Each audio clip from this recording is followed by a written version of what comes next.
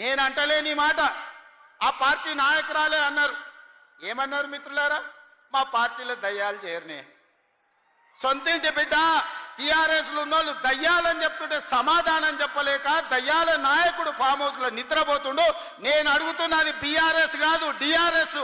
DRS అంటే దయ్యాల రాజ్య సమితి. అది ఇయాల అది భారత రాష్ట్ర సమితి కాదు, అది దయ్యాల రాజ్య సమితి. అందుకే ఇవాళ ఈ వేదిక మీద నుంచి తెలంగాణ ప్రజలకు నేను మాట ఇస్తున్నా, అవి దయ్యాలు కాదు, కొరివి దయ్యాలను వాళ్ళని పొలిమేర్లు దాటే వరకు తరిమి కొట్టే బాధ్యత 4 కోట్ల తెలంగాణ ప్రజల తరఫున మీ సోదరుడిగా నేను ఆ బాధ్యత తీసుకుంటా. ఖచ్చితంగా ఈ కొరివి దయ్యాలను పొలిమేర్లు దాటే వరకు తరిమి కొట్టాలి. దాంట్లో మీ సహకారం ఉండాలి. నల్గొండ బిడ్డలు ముందు బాగానే నిలబడాలి అని చెప్పి నేను మా మిత్రులకు విజ్ఞప్తి చేస్తున్నా.